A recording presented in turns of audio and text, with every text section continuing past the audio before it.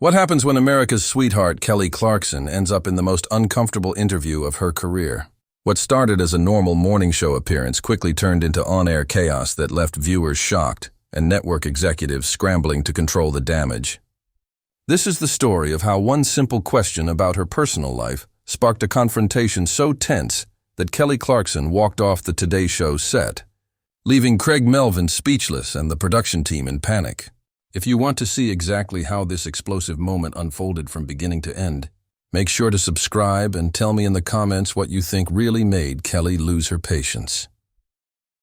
The morning began like any other at NBC Studios in New York City.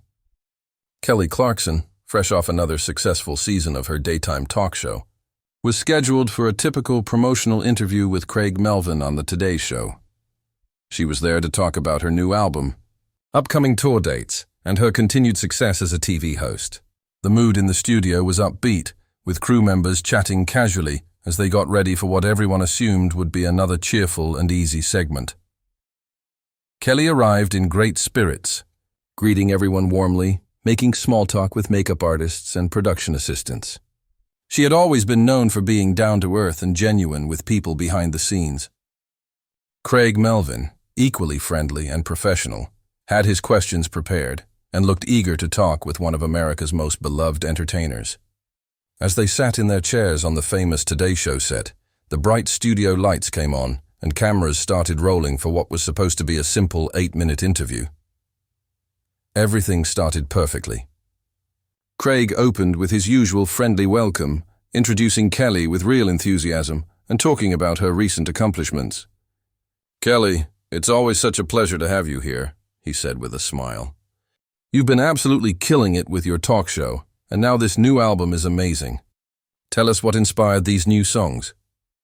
Kelly smiled brightly as she began her answer, talking about her creative process and how her personal experiences shaped her music. She spoke passionately about working with new songwriters and explained that this album represented a fresh chapter in her artistic journey. The conversation flowed easily, and both of them seemed comfortable and relaxed. "The thing about this album," Kelly said, gesturing as she spoke, "is that it really reflects where I am in my life right now. I wanted to be completely honest about my experiences, the highs and the lows. Music has always been how I process things." Creig nodded along, asking follow-up questions about specific tracks and her upcoming tour. Everything seemed perfectly normal. Kelly was relaxed and funny, giving thoughtful answers and laughing at Craig's light jokes. But then came the question that changed the entire tone of the interview. "Now I have to ask," Creig said, leaning forward a bit. "Your fans are always interested in your personal life. You've been pretty open about your divorce and how that affected you. How are you doing these days? Are you seeing anyone special?" The question sounded harmless, the kind of soft personal question celebrities hear all the time. Kelly kept her smile, but something in her expression shifted slightly. There was a tiny pause before she replied. "You know, Creig, I'm in a really good place right now," she said. Her tone was warm, but there was a subtle edge. "I'm focusing on my kids, my work, and just taking things one day at a time. That's what's healthiest for me right now." Creig either missed the hint or decided to push further. "That's great to hear," he said. "But there have been some rumors going around about you and a certain someone. Any truth to those?" Kelly's face tightened almost invisibly.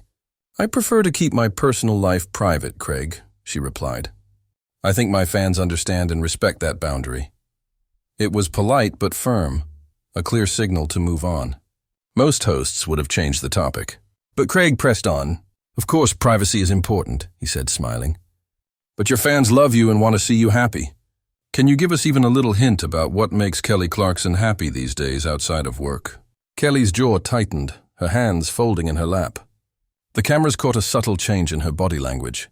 Viewers at home might not have noticed, but the tension was growing. "What makes me happy," Kelly said slowly, her voice calm but cool, "is being able to come on shows like this and talk about my music and my career without having every part of my personal life picked apart for entertainment." The atmosphere in the studio grew thick. Crew members began exchanging glances. Creig laughed awkwardly, trying to lighten the moment. "Kelly, I think maybe you're taking this the wrong way.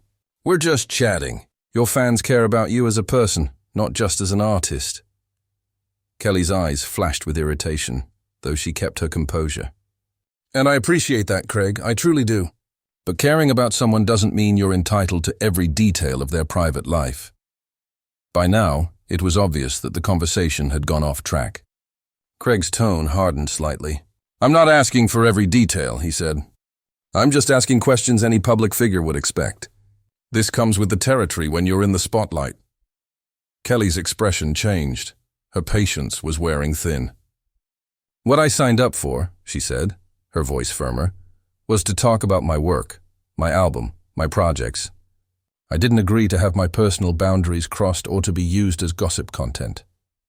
The energy in the room shifted completely. Creig looked taken aback but didn't seem ready to let it go. Kelly, you're being a bit defensive, he said, his smile fading. I'm not trying to pry. I'm doing my job, asking what the viewers want to know. You've shared personal stories before, so I don't understand why this is different. Kelly's tone grew sharper. There's a big difference between choosing to share something to help others and being pushed to talk about things I'm not ready to discuss. I thought you'd understand that. Some of the crew looked uneasy, sensing things were getting too real. The cameras kept rolling, but what was happening was no longer a light interview. It was a standoff. Creig tried to stay composed. I respect your privacy, he said, but you have to admit, when someone is as open as you are, people are naturally curious. Kelly's voice dropped into a calm but cutting tone. So, because I make space for guests on my show to tell their stories, that means I lose my right to privacy? That's what you're saying? That's not what I meant, Creig replied quickly, clearly nervous now. I just meant that people expect honesty from you. You've built your image around being relatable. Kelly leaned forward, her tone strong and direct. My image is built on honesty when I choose to share it, not when someone forces it out of me.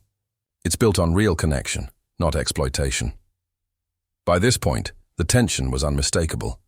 Crew members whispered to one another. Someone off camera was likely speaking to producers through a headset, trying to decide whether to cut the feed. Creig looked uneasy, but still tried to defend himself. I understand your point, he said, but reacting like this might make people wonder what you're hiding. The words hung heavy in the air. Kelly's face flushed slightly, but her voice was steady, laced with anger. What I'm hiding? She repeated. Creig, what I'm trying to do is protect my kids and give them some sense of normal life. I'm trying to have relationships that aren't turned into headlines. I'm trying to be a person, not just a public figure. Creig shifted uncomfortably, realizing he'd gone too far. Kelly, I didn't mean— No, let me finish, she interrupted, her voice rising slightly. You want to know what I'm hiding? I'm hiding that sometimes I cry in my car after interviews like this because I feel like I can't win. If I share too much, people say I'm doing it for attention. If I stay private, I'm called secretive. My kids ask me why strangers think they can comment on our lives. That's what I'm hiding. The emotion in her voice filled the room. Crew members looked stunned, uncomfortable to be witnessing something so raw. Craig's defensive look faded into regret. I'm hiding, Kelly continued, that sometimes I question whether all of this is worth it, having to defend my right to privacy. You have a family, Creig. Would you want every part of your personal life analyzed by millions of people? Creig started to respond, but Kelly wasn't done. And do you know what else I'm hiding? That I'm disappointed in you. I've always respected you as a journalist. I thought you knew where the line was. Clearly I was wrong. The room went silent except for the sound of the cameras. Creig's face had gone pale. Kelly, I think maybe I misunderstood. No, Creig, Kelly cut in calmly. You understood perfectly. You just decided to chase drama instead of showing empathy. You wanted a moment that people would talk about. Well, congratulations. You got it. Creig sat frozen, visibly shaken.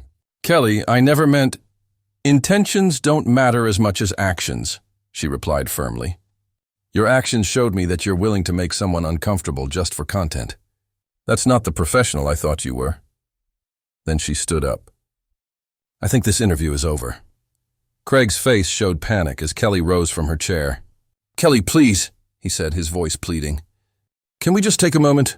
Maybe we got off on the wrong foot. Sit down, let's start fresh. Kelly looked down at him, her voice steady but cold. Start over? You can't undo this.